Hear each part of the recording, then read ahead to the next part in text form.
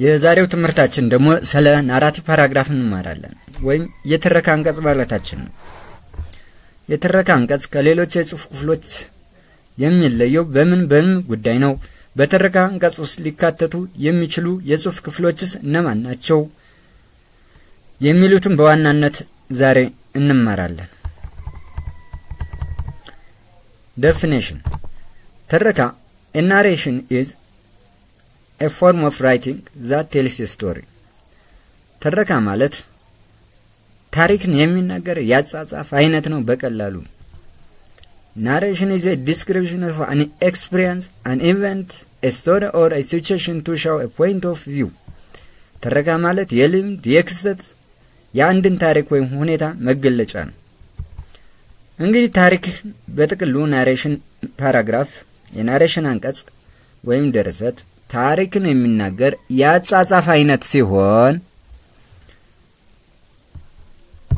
በስሩ ውስጥ የሚገኙ የተለያዩ የጽሑፍ ክፍሎች ይገኛሉ። እነዚህን ታዲያ እያንዳንዳቸውን ስንመለከታቸው እሰይስ ወይም ድርሰቶች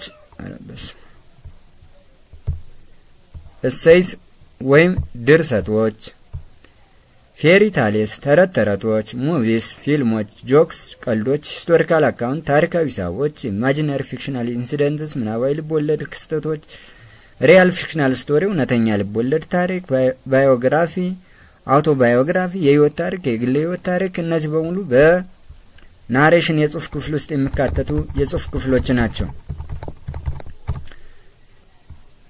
ምን ማለት ነው? እነዚህ የጽሑፍ ክፍሎች ለምሳሌ ተረት ብሎ የሆነ ጽሑፍ እንደ ተረት አይነት ቢመጣ አሁንም የነም የትረካ የጽሑፍ ክፍል ነው።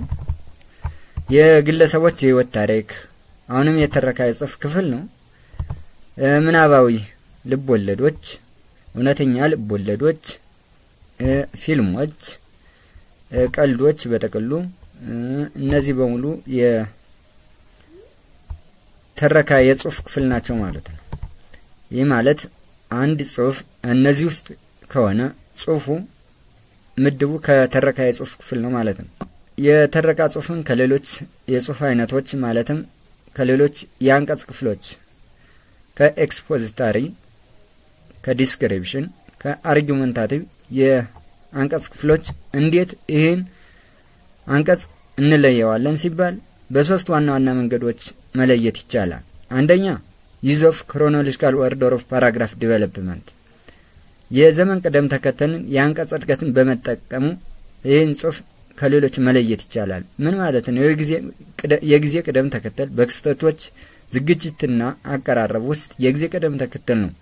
ስለዚህ ዝርዝሮች በተከሰቱበት ቅደም ተከተል ሲቀርቡ ይህም አንደኛ ከጥንት ጀምሮ እስከ መጨረሻው ሊያቀርብ ይችላል ጽሑፉ፣ ወይም ከቅርቡ እስከ መጀመሪያው ድረስ ሊያቀርብ ይችላል። ይህ አይነቱ አቀራረብ chronological order of paragraph ሲሆን ከሌሎቹ የጽሑፍ ክፍሎች ግን እንዲህ አይነት chronological order of አይገኝም። ሁለተኛው መለያ መንገድ ደግሞ presenting chain sequence of events ነው። በሰንሰለት የታሰሩ ክስተቶች ቅደም ተከተሎችን ማቅረብ ነው። ይህም የጊዜ ቅደም ተከተሎች የተጣመሩ መሳሪያዎችን ሳይጠቀሙ የትረካ አንቀጽ ጸሐፊው በሰንሰለት የታሰሩ ክስተቶችንና ሂደቶችን ወይም ድርጅቶችን ግልጽ በሆነ መንገድ ማቅረብ ሲችል ነው። ሶስተኛው using at least one element of history ነው። ከታሪክ አካላት ቢያንስ አንዱን መጠቀም ሲችል ነው።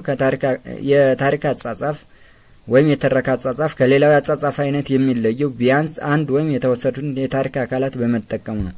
እነዚህ የታሪክ አካላት ብዙ ሲሆኑ በዚህም ውስጥ ለምሳሌ ገጸ ባህሪያት ወይም ካራክተርስ፣ ሴቲንግ፣ መቸትስ፣ ፕሎት፣ ሴራ፣ ኮንቨርሴሽን፣ ውይይት፣ ኮንፍሊክት፣ ግጭቶች ሊሆኑ ይችላሉ። በማንኛውም የትረካ ጽሑፍ ወይም ጽሑፍ ውስጥ ቢያንስ ገጸ ባህሪና ሴራ ግዴታ አይለዩ። አጭር ያልተጨረሰ የተረካ ጽሑፍ ቢኖር ግዴታ ገጸ ባህሪና ሴራ አሉ ማለት ነው። በእነዚህ ውስጥ ከተገኘ ጽሑፉ የተረካ ጽሑፍ ክፍል ነው ማለት ነው። ገጸ ባህሪውን ካራክተር ምንድነው ስንል በታሪክ ውስጥ የሚፈጽሙ ምናባዊው እውነተኛ ሰዎች ናቸው። ሴቲንግ ወይም መቸት ስንል ደግሞ የታሪኩ ክስተቶች የተከሰቱበት ቦታና ሰዓት ወይም መቼት ማለት መቼና የት ነው። ፕሎት ወይም ሴራ ነው። ባለፉት ጊዜያት የተከሰቱት በሰንሰለት የታሰሩ ወይም እርስ በርስ የተያያዙ ሁነቶች ወይም ድርጊቶች ክስተቶች ናቸው። ኮንቨርሴሽን ውይይት ስንል ደግሞ በታሪክ ውስጥ ባለፉት ገጸ ባህሪያት የተደረጉ ንግግሮች ናቸው። ግጭቶች ወይም ኮንፍሊክት ስንል ደግሞ በአንድ ገጸ ባህሪ ውስጥ ወይም በሁለት እና ከዚያ በላይ በሆኑ ገጸ ባህሪያት መካከል የተፈጠሩ የተለያዩ ተቃራኒ ፍላጎቶች ወይም ኦፖዚት ኒድስ ናቸው የግለሰቦቹ ፍላጎት ማለት ነው። ቤተሰብ ካልሆኑ ሰብስክራይብ በማድረግ ቤተሰብ ይሁኑ።